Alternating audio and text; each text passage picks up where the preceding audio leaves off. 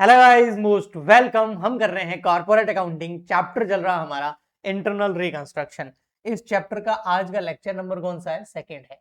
एक लेक्चर मैं पहले ही आपको समझा चुका हूं, लेक्चर नंबर फर्स्ट के अंदर इसका पूरा कॉन्सेप्ट समझाया था।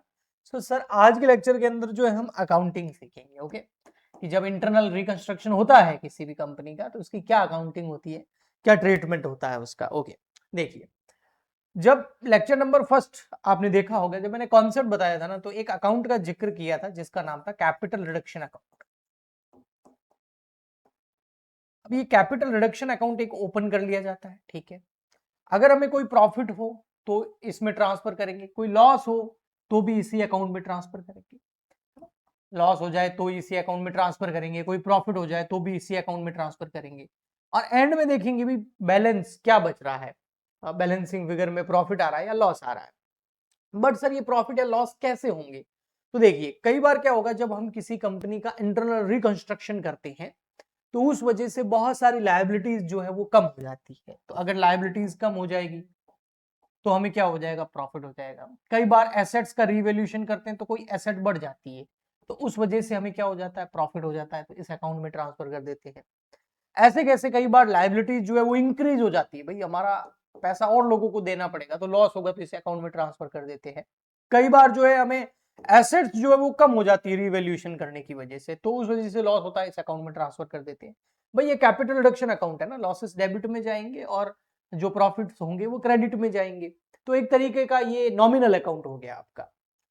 अब ये लायबिलिटीज और एसेट्स की बात तो मैंने कर ली, लेकिन इसके साथ साथ में थोड़ा सा, ये तो रिवैल्यूएशन बताया मैंने एसेट और लायबिलिटी का, मैं बहुत अच्छे से आपको एक्सप्लेन कर दूंगा। इस लेक्चर के बाद में कोई दूसरा लेक्चर देखने की जरूरत नहीं पड़ेगी, ठीक है।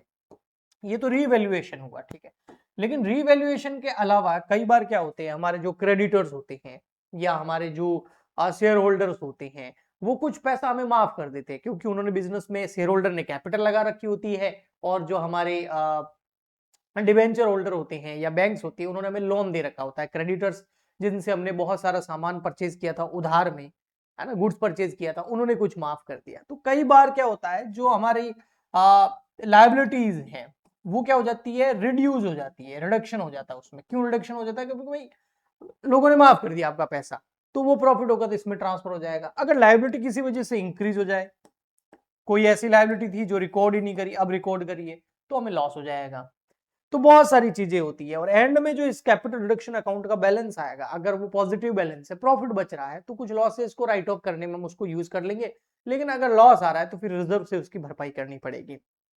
अब यहां पर सवाल यह आता है कि जब भी हम यहां पर कोई लायबिलिटी या एसेट्स का रिवैल्यूएशन करेंगे, या कोई कैपिटल को रिड्यूस करेंगे, अल्टर करेंगे, या फिर उसका रिडक्शन करेंगे या कैंसिलेशन करेंगे, तो क्या हर बार कैपिटल रिडक्शन अकाउंट में जाएगा या नहीं जाएगा, वो आज मैं आपको बहुत अच्छे से एक्सप्लेन करने वाला हूं, ठीक है। ये कैपिटल रिडक्शन अकाउंट क्यों बनाया जाता है, अभी तक मैंने आपको ये समझाया। अब हम समझते हैं स्टार्टिंग से, कि जब भी कभी किसी कंपनी का इंटरनल रिकंस्ट्रक्शन किया जाता है ना, तो सबसे फर्स्ट जो पॉइंट आता है वो आता है अल्टरेशन ऑफ शेयर कैपिटल। अब ध्यान से समझना, यहां पर बहुत माइनर से डिफरेंसेस हैं। Alteration of share capital. अब अल्टरेशन ऑफ शेयर कैपिटल का मतलब समझ गए आप? थोड़ा सा अपनी जो शेयर कैपिटल है उसके अंदर अल्टरेशन कर रहे हो। तो जब भी अल्टरेशन होता है ना कभी शेयर कैपिटल का, हाँ, तो उससे हमें प्रॉफिट या लॉस होता ही नहीं है। तो कभी भी अल्टरेशन होगा तो उसको हम कैपिटल रिडक्शन अकाउंट में ट्रांसफर करेंगे ही नहीं, कभी नहीं करेंगे, ध्यान रखना। सर कैसे नहीं करेंगे, आइए मैं आपको समझाता हूं। देखिए, फॉर एग्जाम्पल के लिए मैं ऑथोराइज्ड कैपिटल का एग्जाम्पल ले रहा हूं। ऑथोराइज कैपिटल बोलते हैं, नॉमिनल कैपिटल भी बोलते हैं, रजिस्टर्ड कैपिटल भी बोलते हैं, हिंदी में अधिकृत पूंजी भी बोलते हैं इसको। तो जो हमारी ऑथोराइज्ड कैपिटल होती है ना, ये एमओए के अंदर दे रखी होती है, मेमोरेंडम ऑफ एसोसिएशन के अंदर, ठीक है, कि ये कंपनी अपनी पूरी लाइफ में इतने शेयर्स इशू कर सकती है। फॉर एग्जांपल के लिए, कि ऑथोराइज कैपिटल दे रखी है हमारी 1 लाख, 1 लाख इक्विटी शेयर, मैं एग्जांपल ले रहा हूं, ऐसे ये ऑथोराइज कैपिटल है, at the rate 10 rupees each. तो हमारी ऑथोराइज कैपिटल कितनी होगी? 10 लाख रुपए होगी। तो अब हमें ये देखना पड़ेगा, क्या ये फुली इशूड हो चुकी है? क्या ये फुली इशूड है? क्या पूरे के पूरे ऑथोराइज कैपिटल मतलब इतने शेयर्स कंपनी इशू कर सकती है अपनी लाइफ में? तो आपने chapter number first issue of share capital पढ़ा होगा, तो मैंने समझाया था उसके अंदर। तो क्या ये पूरे शेयर इशू हो चुके हैं? हाँ भाई, फुली इशूड है। और अब आप अपनी ऑथोराइज कैपिटल को इंक्रीज करना चाहते हो, है ना। अब आप क्या चाहते हो कि आपकी जो ऑथोराइज्ड कैपिटल है वो क्या हो जाए, इंक्रीज हो जाए। और देखना, कभी भी ऑथोराइज्ड कैपिटल जो है वो आपकी बैलेंस शीट के अंदर जो टोटल करते हैं हम लायबिलिटी साइड की, उसके अंदर ऐड नहीं होती है, ओनली शो हो जाती है, वो भी वर्किंग नोट के अंदर। तो इसका कोई फर्क नहीं पड़ता है कि ऑथोराइज कैपिटल आपकी मान लेते हैं 10 करोड़ है और आपने इशू केवल 1 करोड़ कर रखे हैं, तो 1 करोड़ पेड अप कैपिटल है ना, वही बैलेंस शीट में शो होती है। 9 करोड़ तो कैलकुलेशन में नहीं आते हैं। तो यहां पर ऑथोराइज कैपिटल अगर आपने पूरी इशू कर रखी है तो वो आपकी बैलेंस शीट में पूरी आ गई होगी, अगर पूरी नहीं कर रखी है तो बैलेंस शीट में नहीं आई होगी। तो अगर आपने मान लेते हैं यहां पर 1 लाख रुपए की ऑथोराइज, 1 लाख शेयर है, 10 रुपए का एक है, 10 लाख रुपए की ऑथोराइज्ड कैपिटल है और आपने फुली इशू कर रखी है, और अब आप अपनी ऑथोराइज कैपिटल को इंक्रीज करना चाहते हो। तो क्या केवल ऑथोराइज्ड कैपिटल को इंक्रीज करने से हमें बेनिफिट होगा? हमारी मतलब लायबिलिटी या एसेट बढ़ेगी घटेगी? नहीं, लायबिलिटी ना तो इंक्रीज होगी ना डिक्रीज होगी, क्योंकि हम ऑथोराइज्ड कैपिटल इंक्रीज कर रहे हैं, उसको इशू नहीं कर रहे हैं मार्केट के अंदर। शेयर होल्डर को इशू नहीं कर रहे हैं कि लायबिलिटी बढ़ जाएगी, वो बस ऑथोराइज कैपिटल इंक्रीज हो जाएगी कि फ्यूचर में हम इतने और शेयर इशू कर सकते हैं। तो इस केस के अंदर आपको केवल और केवल 2-3 काम करने पड़ेंगे। एक तो आपको स्पेशल रेजोल्यूशन पास करना पड़ेगा और एमओए के अंदर चेंजेस करने पड़ेंगे। तो एक तो स्पेशल रेजोल्यूशन क्या करना पड़ेगा, पास करना पड़ेगा, और एक एमओए के अंदर चेंजेस करके ऑथोराइज कैपिटल को आप इंक्रीज कर सकते हो। लेकिन इससे कोई ना तो आपको प्रॉफिट होगा ना लॉस होगा, सिंपल कहूं तो। यानी कि कैपिटल रिडक्शन अकाउंट के अंदर ये ट्रांजैक्शन का कोई ट्रीटमेंट नहीं होगा, ना ही इसे की कोई एंट्री होगी। ओनली बैलेंस शीट जब बनाएंगे तो शेयर कैपिटल का जो वर्किंग नोट बनेगा, नोट बनेगा जो, उसके अंदर शो हो जाएगा भाई ऑथोराइज कैपिटल पहले हमारी जो 1 लाख थी, अब मान लेते 50,000 बढ़ा दी तो 1.5 लाख हो गई। ओके, ठीक। दूसरा आता है कि मान लेते हैं आपकी ऑथोराइज कैपिटल फुली इशूड है ही नहीं, नॉट फुली इशूड, यानी कि आपकी जो ऑथोराइज कैपिटल है उसमें से आपने इशू कर रखी है, मान लेते 1 लाख है ना, 1 लाख इक्विटी शेयर है, आपने 80,000 इक्विटी शेयर इशू कर रखे हैं at the rate 10 rupees each.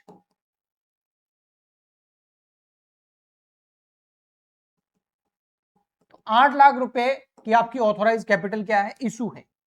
और अनइशूड ये कितनी हो गई आपकी, वो हो गई आपकी 20,000 shares at the rate 10 rupees each, 2 lakh rupees. तो ये आपने पब्लिक में ऑलरेडी इशू कर रखे हैं, तो आपकी बैलेंस शीट में तो यही शो होगी। ये तो 10 लाख तो ओनली नोट में शो होगा, नोट में, कैलकुलेशन में आएगा ही नहीं। अब आप क्या कर सकते हैं, अब भैया इशू कर दो इसको। दो तरीके हैं, एक तो क्या कर दो, इसको इशू कर दो, ये जो अनइशूड है ना इसकी बात कर रहा हूं, इसको क्या कर दो, एक तो इशू कर दो इसको। अगर इशू करेंगे तो आपकी कैपिटल बढ़ जाएगी, लायबिलिटी बढ़ जाएगी, और इशू करने की एंट्री वही बैंक अकाउंट डेबिट, याद है जो चैप्टर नंबर फर्स्ट में करते थे, टू इक्विटी शेयर एप्लीकेशन, फिर application to equity share capital, फिर अलॉटमेंट की एंट्री, फिर कॉल्स की एंट्री, सारा पैसा साथ में मंगा रहे हैं तो एप्लीकेशन पे आ जाएगा, ये एंट्रीज हो जाएगी। तो इससे बिल्कुल आपकी जो लायबिलिटी है वो बढ़ेगी, लेकिन इससे कोई आपको फायदा नहीं होगा। क्यों फायदा नहीं होगा, क्योंकि भैया 20,000 शेयर है, 10 रुपए का एक है, 2 लाख रुपए के शेयर है, आप 2 लाख में इशू कर रहे हो, तो वो 2 लाख रुपए आपकी लायबिलिटी बढ़ी, शेयर कैपिटल बढ़ी, तो इधर बैंक भी बढ़ गया एसेट साइड में, प्रीमियम बढ़ेगा तो भी बैंक बढ़ेगा। तो कैपिटल रिडक्शन का यहां पर भी कोई रोल नहीं है। ओके जी, फिर आता है सर अगर आप इसको कैंसिल कर दो, ये जो अनइशूड शेयर है इसको क्या कर दो, ये भी तो कर सकते, कैंसिल कर दिए। अगर कैंसिल कर दोगे तो अब आपकी जो ऑथोराइज्ड कैपिटल है ना, वो यहां जैसे मैंने इंक्रीज करी थी, या इंक्रीज नहीं होगी, यहां पर डिक्रीज हो जाएगी। ऑथोराइज कैपिटल 1 लाख रुपए की थी ना, हाँ, इसको आपने कैंसिल कर दिया, अब बोल रहे हो भाई हमारी ऑथोराइज कैपिटल 80 रहेगी, 1 लाख नहीं है। तो ऑथोराइज्ड कैपिटल कम हुई ना, वो तो बैलेंस शीट में ऑलरेडी शो नहीं हो रही थी, वो तो नोट में शो होती है। तो ऑथोराइज्ड कैपिटल के इंक्रीज होने से या डिक्रीज होने से कैपिटल रिडक्शन में कुछ भी ट्रांसफर नहीं होता है, ना ही इसकी कोई अकाउंटिंग एंट्री होती है, केवल नोट में दिखाना होता है। हाँ, अगर ऑथोराइज कैपिटल इंक्रीज करके या कोई अनइशूड ऑथोराइज कैपिटल है उसको आप इशू कर देते हैं तो ये बैंक वाली एंट्री होगी। लेकिन फिर भी कैपिटल रिडक्शन अकाउंट के अंदर ऑथोराइज्ड कैपिटल से रिलेटेड कुछ भी ट्रांसफर नहीं होता है जब हम अल्टरेशन करते हैं ऑथराइज कैपिटल का। आई होप आपको अच्छे से समझ में आ गया होगा। अगर आपकी थोड़ी सी बेसिक अच्छे है ना तो 100% अच्छे से समझ में आ गया होगा। फिर और कैसे सर अल्टरेशन कर सकते हैं? एक होता है कंसोलिडेशन ऑफ शेयर कैपिटल। क्या होता है? अभी यही चल रहा है, फर्स्ट अल्टरेशन ही चल रहा है, ठीक है। उसमें ए पॉइंट कराया मैंने ऑथराइज कैपिटल, बी है कंसोलिडेशन ऑफ शेयर्स। अब ये क्या होता है आइए समझाता हूं। बी नंबर होता है हमारा, और क्या हो सकता है अल्टरेशन के अंदर? Consolidation of share capital. Sir ये कंसोलिडेशन क्या होता है आइए समझते हैं। देखो कंसोलिडेशन में क्या होता है कि आपके कोई शेयर पड़े हैं 10,000, इक्विटी शेयर है, एक 10 रुपए का है, तो आपकी शेयर कैपिटल कितनी हो गई? आपकी शेयर कैपिटल, ये पेडअप बता रहा हूं, ठीक है, पेडअप है ये, ठीक है, ओके। और आपकी जो शेयर कैपिटल हो गई वो हो गई आपकी 1 लाख है, और 10 रुपए का तो 10 लाख रुपए की। तो अभी आपका शेयर कितने रुपए का है सर? एक शेयर कितने रुपए का? उसकी फेस वैल्यू, नॉमिनल वैल्यू या पेडअप वैल्यू कितनी है सर? उसकी 10 रुपए है। इस 10 रुपए को इंक्रीज करके आप 100 रुपए कर दो, ये consolidation.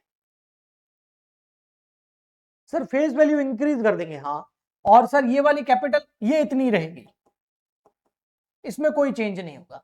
No increase and decrease in capital, only increase in nominal value of share, consolidation हो गया। तो सर फिर इक्विटी शेयर कितने हो जाएंगे? अगर 1 लाख रखेंगे तो ये 1 करोड़ हो जाएगा? नहीं सर, फिर इक्विटी शेयर आपके हो जाएंगे 10,000, कम हो जाएंगे। 10 लाख में 100 का डिवाइड कर दो, 10,000 इक्विटी शेयर। तो केवल नंबर ऑफ शेयर्स जो है वो हो गए डिक्रीज, नॉमिनल वैल्यू हो गई, फेस वैल्यू हो गई इंक्रीज, कैपिटल उतनी की उतनी है, that is consolidation of share capital. आपकी बैलेंस शीट की लायबिलिटी साइड में शेयर कैपिटल के सामने पहले भी 10 लाख लिखे होते थे, अब भी 10 लाख लिखे होंगे, तो क्या कोई बेनिफिट हुआ? कोई लॉस हुआ? नहीं। तो कैपिटल रिडक्शन में यहां पर भी कुछ भी ट्रांसफर नहीं होगा, इसलिए मैंने बोला था अल्टरेशन जब भी करेंगे तो कैपिटल रिडक्शन में कुछ भी ट्रांसफर नहीं होगा। ठीक है सर, कंसोलिडेशन समझ में आ गया। तो इसके बिल्कुल उल्टा होता है एक sub division, sub division of shares या शेयर कैपिटल। सर इसका उल्टा होगा, देखो ये था ओल्ड, ये हो गया आपका न्यू। यहां ओल्ड क्या है? यहां ओल्ड ये है कि पहले आपके 10,000 इक्विटी शेयर थे, एक 100 रुपए का था, और आपकी कैपिटल थी 10 लाख रुपए। अब न्यू में हम क्या कर रहे हैं? सब डिवीजन कर रहे हैं। ये 100 रुपए का शेयर है, उसको टुकड़ों में बांट रहे हैं। जरूरी नहीं है 10 रुपए का कर दूं, 1 रुपए का भी कर सकता हूं। चलो 1 रुपए का करके बताता हूं। ये हो गया आपका 1 रुपए का, कैपिटल उतनी ही है, इसमें कोई चेंज नहीं, सब डिवीजन है ना, अल्टरेशन कर रहे हैं हम, ओके। तो सर नंबर ऑफ शेयर कितने हो जाएंगे? 10 लाख में 1 का डिवाइड कर दो, 10 लाख। अगर सर 10 रुपए कर दूं तो इसको सब डिवीजन करना, पहले मैंने 100 टुकड़े कर दिए, अब मैंने 10 टुकड़े कर दिए, तो यहां हो जाएगा आपका 1 लाख। लेकिन कैपिटल में कोई इंक्रीज डिक्रीज हुआ नहीं, तो क्या हुआ सर? यहां पहले हमने कंसोलिडेट किए, है ना, शेयर की जो फेस वैल्यू है ना उसको बढ़ा दिया, तो कंसोलिडेशन हो गया, एक शेयर की वैल्यू बढ़ा दी, यहाँ एक शेयर की वैल्यू के टुकड़े कर दिए, तो इसको बोलते हैं सब डिवीजन। लेकिन शेयर कैपिटल में कोई इंक्रीज डिक्रीज नहीं होता है, तो कैपिटल रिडक्शन में कुछ भी ट्रांसफर नहीं होगा, ये है आपका अल्टरेशन। इसलिए मैंने शुरू में लिखा दिया अल्टरेशन ऑफ शेयर कैपिटल में कैपिटल रिडक्शन में कुछ भी ट्रांसफर नहीं होगा, चाहे ऑथोराइज कैपिटल में कुछ चेंजेस कर रहे हो आप, चाहे कंसोलिडेशन कर रहे हो शेयर कैपिटल का, चाहे सब डिवीजन कर रहे हो, और चाहे एक और आता है इसके अंदर, चाहे आप शेयर्स को कन्वर्ट कर रहे हो, कन्वर्टेड इनटू स्टॉक, ये भी एक पॉइंट आता है। इसमें भी कोई कैपिटल रिडक्शन नहीं होगा। शेयर कैपिटल ओल्ड वाली जो है आपकी वो डेबिट हो जाएगी, क्योंकि कैपिटल को खत्म कर रहे हैं, तो डेबिट मान लेते हैं 10 लाख रुपए, और अब उसको कहां ट्रांसफर कर दिया आपने? स्टॉक के अंदर 10 lakh, no change. No change मतलब यहां पर कोई प्रॉफिट लॉस नहीं हो रहा है, तो कैपिटल रिडक्शन में कुछ भी नहीं जाएगा। तो ये हो गया आपका अल्टरेशन, इसको अच्छे से समझना। आगे एक दो पॉइंट ये जो बहुत अच्छे हैं, जैसे ये फर्स्ट पॉइंट बहुत अच्छा था, अब सेकंड पॉइंट में बताऊंगा वो भी अच्छा होगा, थर्ड पॉइंट भी अच्छा होगा, उसके बाद तो कुछ नहीं है, बहुत सिंपल, ओके। उसके बाद तो यही है जो मैं आपको बता चुका हूं, revaluation of asset and liability. तो आप ध्यान रखना, जब भी अल्टरेशन होगा शेयर कैपिटल का, फर्स्ट नंबर पॉइंट के अंदर 4 पॉइंट बताए, चारों में ही कैपिटल रिडक्शन के अंदर कुछ भी ट्रांसफर नहीं होगा। नेक्स्ट आता हमारा reduction of share capital. Second point है ये, क्या है? Reduction of share capital. Alteration कर लिया, अब reduction of share capital. Share capital में अगर आप रिडक्शन करोगे तो भी आपका कैपिटल रिडक्शन अकाउंट में कुछ भी ट्रांसफर नहीं होगा। मैं कह रहा हूं क्यों सर? क्योंकि ना प्रॉफिट होगा ना लॉस होगा। क्यों सर? प्रॉफिट लॉस क्यों नहीं होगा? रिडक्शन लिखा हुआ आपने। अरे रिडक्शन यहां पर मैं जो है आपकी पेड अप वैल्यू में कर रहा हूं। कैसे सर? पेड अप वैल्यू में या फेस वैल्यू में, नॉमिनल वैल्यू में मैं रिडक्शन कर रहा हूं। मैं आपको समझाता हूं। फॉर एग्जाम्पल के लिए हमारे पास में 1 लाख इक्विटी शेयर है at the rate 10 rupees each है, तो हमारी शेयर कैपिटल हो गई 10 लाख रुपए। ये हमारा शेयर कैपिटल है 10 लाख रुपए। ये नंबर ऑफ शेयर है, ये फेस वैल्यू है। लेकिन अभी जो हमने कॉल्ड अप करी है या जो हमारी पेड अप वैल्यू है, अभी जो हमारे पैसे हमने लोगों से, इन्वेस्टर से, शेयर होल्डर से मंगा दिए, दैट इज 7.5 रुपीज, 7.5 रुपए मंगा लीजिए पर शेयर। तो हमने कितने रुपए मंगा लिए होंगे? 1 लाख को मल्टीप्लाई कर दो 7.5 से, 7,50,000 रुपए मंगा लिए। और अनकॉल्ड अप कितनी हो गई या अनपेड अप कितनी हो गई? अनकॉल्ड अप ही बोलेंगे, अनकॉल्ड अप मंगाए ही नहीं है अभी तक हमने। अभी तक फाइनल कॉल मंगाई नहीं है। अपन शेयर इशू करते थे तो कई बार final call not yet done लिखा हुआ आता था ना, वो 2-2.5 रुपए की थी, हमने सोचा बाद में मंगाएंगे। तो वो हो गया आपका 1 लाख मल्टीप्लाई बाय 2.50, तो यानी कि 2,50,000 रुपए हमने फाइनल कॉल के मंगाए ही नहीं थे, बोला बाद में मंगाएंगे। तो पेड अप अभी इतना ही है, तो हमारी बैलेंस शीट में अभी 7.5 लाख रुपए शो हो रहे हैं। 2.5 लाख रुपए अगर और मंगा लेते फाइनल कॉल तो कैपिटल बढ़ के 10 लाख रुपए हो जाती। बिल्कुल सही है। लेकिन बैंक भी बढ़ता तो नो प्रॉफिट नो लॉस होता, बिल्कुल। लेकिन यहां पर देखो भैया, हमने बोला रिडक्शन। क्या मतलब रिडक्शन का? Reduction in face value and nominal value of share. पहले एक शेयर कितने का था? 10 रुपए का। ठीक है भैया, पहले हमारा नॉमिनल वैल्यू कितना था? 10 रुपए का। अब हम उस नॉमिनल वैल्यू को रिड्यूस करके कितना कर रहे हैं? 7.5। ये न्यू, ये ओल्ड वाली, और ये हो गई न्यू आपकी नॉमिनल वैल्यू। यानी कि आप जो 2.5 लाख रुपए थे वो शेयर होल्डर से अब मंगाओगे ही नहीं। आप बोल रहे थे पहले एक शेयर 10 रुपए का था ना, हाँ, अब कितने का हो गया? 7.5 रुपए का हो गया। लेकिन आप देखो आपकी कैपिटल कितनी पड़ी है? 7.5। और ये रिडक्शन करने के बाद में कैपिटल कितनी रहेगी? 7.5। तो कैपिटल में कोई इंक्रीज या डिक्रीज हुआ नहीं। अब बोलोगे सर हुआ ना, अरे वो ऑथोराइज्ड या इशूड कैपिटल में हुआ।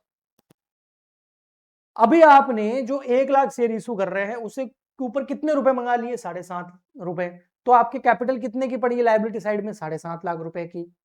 और जब मैं नॉमिनल वैल्यू 10 को घटा करके 7.5 कर लूंगा तो भी कितनी रहेगी? 7.5 लाख रुपए की। तो कैपिटल में तो रिडक्शन हुआ, लेकिन कोई प्रॉफिट या लॉस इससे नहीं हुआ। तो सर इसकी एंट्री क्या करेंगे? एंट्री बहुत इजी होगी इसकी, बहुत सिंपल एंट्री होगी। देखो पहले हम एंट्री क्या करेंगे? जैसे ओल्ड कैपिटल है उसको खत्म कर देंगे। तो old share capital account debit, वो कितनी होगी? 7.5 लाख। लेकिन ये कैसे होगी? ये होगी 1 लाख शेयर एट 7.50, जिसमें से 2.5 रुपए बाकी थे। लेकिन अब बोल रहे नहीं वो 2.5 रुपए हम मंगाएंगे ही नहीं। तो न्यू शेयर कैपिटल कितनी हो जाएगी आपकी? 7.5। और ये फुली पेड हो गए। ये 7.5, फर्क इतना ही है, कोई फर्क नहीं है। ये हो गया फुली पेड, ये फुली पेड हो गए। और ये पार्टली पेड थी, तो पार्टली पेड को कन्वर्ट करके फुली पेड में कन्वर्ट कर दिया। Okay, that is reduction in share capital. Okay जी, ठीक है, आया समझ में आपको? ओके। इसके अलावा कई बार ऐसा भी होता है, रिडक्शन में क्या करते हैं, जैसे 10 रुपए का एक शेयर है, हमने 10 रुपए पूरे मंगा लिए, यानी कि 10 लाख रुपए की कैपिटल हमारे पास में आ गई। अब हम शेयर होल्डर को बोल रहे हैं भैया इसकी जो नॉमिनल वैल्यू है ना वो मैं 8 रुपए पर शेयर कर रहा हूं।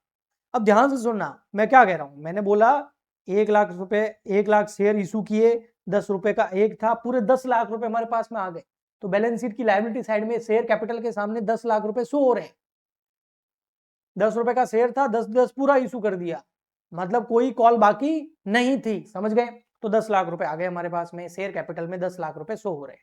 अब हम बोल रहे हैं भैया ऐसा करते हैं कि नॉमिनल वैल्यू जो 10 है ना उसको 8 करेंगे, तो कैपिटल कितनी हो जाएगी 8 लाख। बैलेंस शीट में कितनी शो हो रही है, लायबिलिटी साइड में 10 लाख, तो 2 लाख रुपए का क्या करें, वो हम रिफंड कर देंगे शेयर होल्डर को। तो उस केस के अंदर भी कोई फायदा नहीं हुआ कि 10 लाख रुपए लिए थे पहले, अब 2 लाख रुपए वापस दे रहे हैं, 8 रहेंगे, तो यहां पर भी कैपिटल रिडक्शन में कुछ ट्रांसफर नहीं होगा। ओके जी, अब आता है हमारा पॉइंट नंबर 3, और इसमें भैया अब आपके कैपिटल रिडक्शन का यहां पर फायदा होगा, क्योंकि यहां पर हम कर रहे हैं कैंसिलेशन ऑफ शेयर कैपिटल या लॉस्ट कैपिटल। सर कैंसिलेशन जब होगा ना, हाँ, तो जो भी प्रॉफिट या लॉस होगा वो कैपिटल रिडक्शन में जाएगा, क्योंकि हमें यहां पर कुछ फायदा होगा, कुछ बेनिफिट हो सकता है। कैसे हो सकता है सर बताइए, मैं बताता हूं। तो यहां पे देखिए फॉर एग्जांपल के लिए हमारे पास में पड़े हैं 10,000 इक्विटी शेयर, ठीक है, इक्विटी शेयर एक है 100 रुपए का कर ले, हाँ, तो कैपिटल हो जाएगी 10 लाख। Yes sir, okay. अब हमने क्या किया, यहां पर 100 के 100 रुपए मंगा लिए, कोई कॉल वगैरह बाकी नहीं है, 100 रुपए थे, 100 रुपए पूरे के पूरे मंगा लिए, फुली पेड 100 रुपीज, यानी कि 10,000 शेयर इशू किए, 100 रुपए का एक था, 10 लाख रुपए हमारे पास में आ गए, that is fully paid 100 rupees. अगर 80 रुपए मंगाते तो 80 रुपीज हो जाता, फुली पेड नहीं होता फिर वो। अब हमने क्या किया, हमने शेयर होल्डर के साथ में करी मीटिंग, और उनको हमने बोला कि तुम्हारा जो ये 100 रुपए का एक शेयर है ना, हाँ, इसको प्लीज 10 रुपए का कर दो, और इसको 10 रुपए का करो, बट नंबर ऑफ शेयर में कोई डिफरेंस नहीं, नंबर ऑफ शेयर उतने ही रहेंगे, नंबर ऑफ शेयर में कोई हम जो है इंक्रीज डिक्रीज नहीं करेंगे, बट आपकी जो नॉमिनल वैल्यू है वो 100 रुपए थी, उसको कैंसिल करके 10 रुपए की कर दो। तो रिडक्शन नहीं है, कैंसिल कर दिया सीधा का सीधा। नंबर ऑफ शेयर पहले भी 10,000 थे, अब भी 10,000, तो अब आपकी लायबिलिटी कितनी हो गई 1 लाख रुपए की।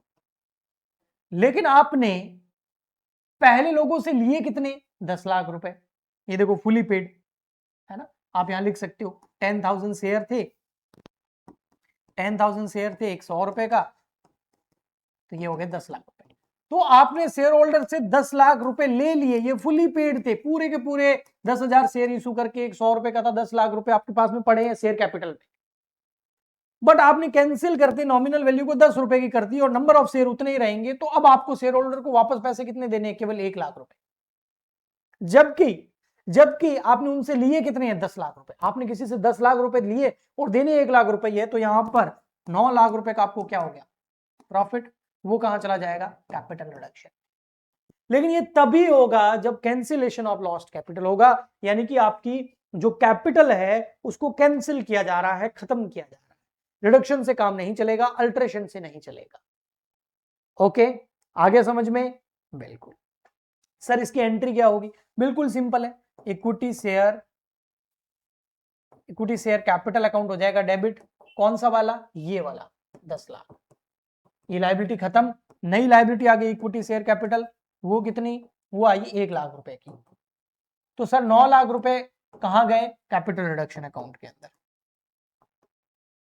ये कैपिटल रिडक्शन अकाउंट में ट्रांसफर कर दें। और कैपिटल रिडक्शन अकाउंट क्रेडिट क्यों हुआ, क्योंकि 9 लाख रुपए हमारे फायदा है, और इसको कैपिटल रिडक्शन में ट्रांसफर करेंगे, तो कैपिटल रिडक्शन अकाउंट के ये जाएगा आपके यहां पे क्रेडिट साइड, क्योंकि कैपिटल रिडक्शन अकाउंट क्या हो रहा था, उधर क्रेडिट हो रहा था, तो प्रॉफिट कहां जाता है, क्रेडिट साइड आया। इसके बाद तो बहुत सिंपल है, अब तो कुछ है ही नहीं, इसके बाद तो आपको सिंपल क्या करना है, 4th नंबर में बता देता हूं आपको, एसेट एंड लायबिलिटीज का रिवैल्यूएशन करना, एसेट्स का रिवैल्यूएशन करो। अगर इस केस के अंदर एसेट में दो चीजें हो सकती है, या तो एसेट होगी इंक्रीज या होगी डिक्रीज। अगर एसेट इंक्रीज हो जाती है तो फायदा होगा, तो कैपिटल रिडक्शन अकाउंट क्रेडिट हो जाएगा, और आपका जो एसेट है वो डेबिट हो जाएगा, क्योंकि उसकी वैल्यू बढ़ गई। जैसे हमारे पास में कोई मशीन पड़ी थी, हमको लगा वो 1 लाख रुपए की है, मार्केट में पता किया तो 1.5 लाख रुपए की, तो 50,000 से एंट्री हो जाएगी। अगर वैल्यू कम हो जाएगी, एसेट की वैल्यू कम हो जाती तो हमको लॉस होगा, कैपिटल रिडक्शन डेबिट हो जाएगा, और 2 हो जाएगा हमारा वो एसेट। फिर आता है हमारा लायबिलिटीज का रिवैल्यूएशन। अगर हम लायबिलिटीज का रिवैल्यूएशन करें तो वहां पर फर्दर दो ही होगा, हैंडराइटिंग में मत जाना, समझना, एंट्रीज तो आपको मिल जाएगी कुछ नहीं। देखो, अगर लायबिलिटीज का रिवैल्यूएशन करेंगे तो लायबिलिटीज इंक्रीज होगी तो हमको लॉस होगा। भाई पहले लगा 50,000 देने, अब 60,000 देने, तो 10,000 से कैपिटल रिडक्शन हो जाएगा डेबिट, और 2 आपकी लायबिलिटी, जो भी लायबिलिटी रेस्पेक्टिव होगी वो क्रेडिट हो जाएगी। लायबिलिटी अगर डिक्रीज हो जाती है, भैया पैसे कम देने पड़ेंगे तो फायदा है, तो कैपिटल रिडक्शन हो जाएगा आपका क्रेडिट। नॉमिनल रूल है ना, all expenses and losses are debit, तो कैपिटल रिडक्शन डेबिट, लॉस हुआ, लायबिलिटी बढ़ी, लॉस हुआ। All income and profits are credit, liability कम हुई तो प्रॉफिट हुआ, तो इनकम हुई तो क्रेडिट, प्रॉफिट हुआ तो क्रेडिट, तो यहां पर आपकी वही रेस्पेक्टिव लायबिलिटी डेबिट हो जाएगी। बिल्कुल सिंपल है, ठीक है। इसके बाद में कुछ चीजें और बचती है, उसमें क्या होता है कि भाई अब आपका बहुत सारे जो लॉसेज होते हैं उसको आप राइट ऑफ कर सकते हो, है ना। इसमें क्या होता है फिर, जो आपका कैपिटल रिडक्शन अकाउंट है उसका जो बैलेंस है वो प्रॉफिट शो कर रहा है, तो उस केस के अंदर बहुत सारी जो फिक्टिशियस एसेट्स है, जो आपके लॉसेज हैं, एक्यूमुलेटेड लॉसेज, उन सबको हम राइट ऑफ कर देंगे। इसके अलावा जो रिजर्व्स वगैरह होते हैं वो भी कैपिटल रिडक्शन अकाउंट के अंदर हम क्या कर देते हैं, ट्रांसफर कर देते हैं। तो वो उतना मोटा मोटा प्रॉब्लम नहीं है, क्योंकि वो मैं आपको एक क्वेश्चन कराऊंगा ना, तो उसमें आपको बहुत अच्छे से समझ में आ जाएगा। तो एक क्वेश्चन मैं आपको न्यूमेरिकल कराऊंगा, बट यहां पर मेरा मेन जो टारगेट था ना वो ये था कि आपको कैपिटल रिडक्शन अकाउंट समझ में आ जाए, और मेन कैपिटल में प्रॉब्लम होती है तो अल्ट्रेशन ऑफ कैपिटल क्या होता है, और वहां से हमें कैपिटल रिडक्शन अकाउंट में कुछ भी ट्रांसफर नहीं करना है। रिडक्शन ऑफ कैपिटल क्या होता है, वहां से भी हमें कैपिटल रिडक्शन में कुछ भी ट्रांसफर नहीं करना है, लेकिन जब कैंसिलेशन ऑफ शेयर कैपिटल होगा तो वहां पर कुछ फायदा होगा और वो कैपिटल रिडक्शन अकाउंट में जाएगा। उसके बाद revaluation of asset and liability में कैपिटल रिडक्शन में ट्रांसफर होगा। उसके बाद में जो रिजर्व्स वगैरह पड़े हैं उसको भी हम कैपिटल रिडक्शन में ट्रांसफर कर देंगे। उसके बाद में अगर कैपिटल रिडक्शन अकाउंट का जो बैलेंस है वो प्रॉफिट में आ जाता है, तो जो लॉसेज या फिक्टिशियस एसेट्स है उस सबको हम राइट ऑफ कर देंगे। तो इसका एक न्यूमेरिकल क्वेश्चन मैं आपको नेक्स्ट लेक्चर में कराऊंगा। आई होप आपको ये कॉन्सेप्ट बहुत अच्छे से समझ में आया होगा। प्लीज आप चैनल को सब्सक्राइब कर दीजिए ताकि नया लेक्चर जो आपको मिल जाए, एंड इस वीडियो को लाइक और शेयर करना ना भूलें। मिलते हैं नेक्स्ट लेक्चर में, आज के लिए इतना ही, तब तक के लिए good bye and thank you.